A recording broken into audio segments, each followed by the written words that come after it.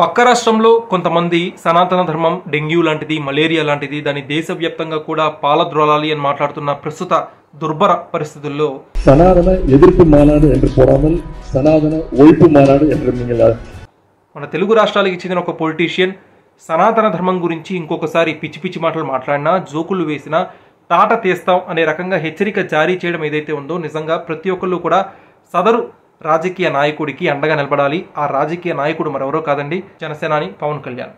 అయ్యప్ప స్వామి దీక్ష చేసే వాళ్ళ మీద ఎంత ఇష్టారాజ్యంగా మాట్లాడతారు. ఇదే మీరు ఎవరన్నా సరే ఇస్లాం మీద మీరు గొంతెత్తగలరా?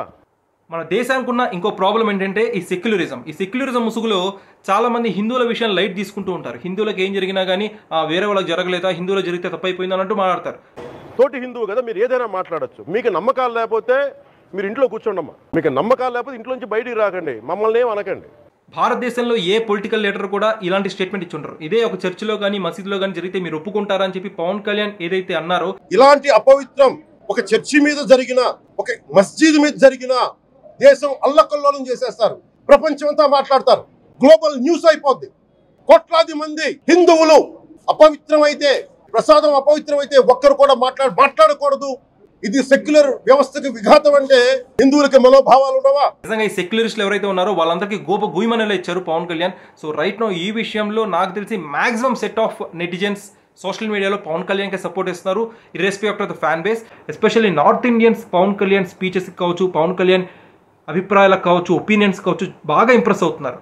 సనాతన ధర్మం అని మొత్తుకుంటున్నాం. దేనికి సనాతన ధర్మం అంటే?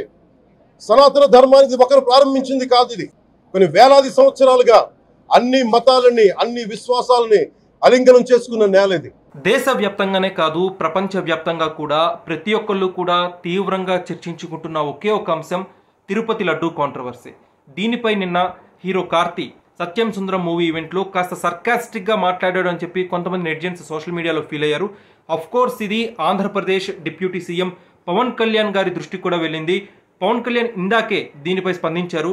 ఫిలిం ఫెటర్నిటీకి ఒక స్ట్రాంగ్ మెసేజ్ జారీ చేశారు పవన్ కళ్యాణ్. అదేంటంటే, ఫిలిం ఇండస్ట్రీ వాళ్ళు ఈ విషయంపై స్పందించండి, స్పందించకపోండి, అది మీ వ్యక్తిగత అభిప్రాయం, కానీ దయచేసి ఇలాంటి సెన్సిటివ్, ఇలాంటి ఇష్యూపై జోకులు వేయకండి, నవ్వకండి, ఇది చాలా సీరియస్ ఇష్యూ అని చెప్పి పవన్ కళ్యాణ్ కాస్త సీరియస్గానే రియాక్ట్ అయ్యారు. అఫ్కోర్స్ నిన్న కార్తీ మాట్లాడుతూ ఆ లడ్డు సెన్సిటివ్ ఇష్యూ అని చెప్పి లాస్ట్లో ఒక సర్కాస్టిక్ లాఫ్ చేశారు. సో అదే పవన్ కళ్యాణ్ కాస్త కోపం తెప్పించి ఉండవచ్చు, కానీ ఈ విషయంలో కార్తీ పవన్ కళ్యాణ్కి సారీ చెప్పారు. ప్రకాష్ రాజ్ పై కూడా పవన్ కళ్యాణ్ చాలా స్ట్రాంగ్గానే రియాక్ట్ అయ్యారు. సెక్యులరిజం ముసుగులో దయచేసి పిచ్చి పిచ్చి వ్యాఖ్యలు చేయకండి.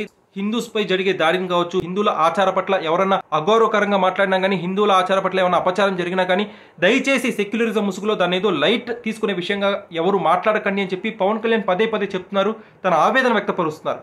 సో రైట్ నో పవన్ కళ్యాణ్కి ఎలాంటి బ్రాండ్ ఇమేజ్ ఏర్పడిందంటే the saviour of Sanatana Dharma అంటున్నారు. ఎస్, పవన్ కళ్యాణ్ సనాతన ధర్మాన్ని కాపాడుతున్నారు, కాపాడే ప్రయత్నం చేస్తున్నారు అనే దానికి నిజంగా మనం ఒప్పుకోవాలి, గర్వించాలి. ఎందుకంటే సనాతన ధర్మం గురించి నాకు తెలిసి మన ఇండియన్ హీరోల్లో ఎవరు కూడా ఇంత గొప్పగా మాట్లాడలేదు, ఇంత గొప్పగా ఫైట్ చేయలేదు మీడియా ముఖంగా. పవన్ కళ్యాణ్ ఆ పని చేసినందుకు నిజంగా ప్రతి ఒక్కళ్ళు కూడా హర్షించాలి, ఆయనకి అండగా నిలవాలి. పవన్ కళ్యాణ్ మనందరి తరపున మాట్లాడుతున్నారు, సనాతన ధర్మాన్ని ఎవరైతే ఫాలో అవుతున్నారో వాళ్ళందరి తరపున మాట్లాడుతున్నారు, వాళ్ళందరికీ ప్రతినిధిగా మాట్లాడుతున్నారు. సో ఇలాంటి విషయాల్లో అయినా ఈ ఫ్యాన్ వార్స్ ఇవన్నీ పక్కన పెట్టి అందరూ కూడా పవన్ కళ్యాణ్కి సపోర్ట్ ఇవ్వాల్సిన అవసరం చాలా ఉంది.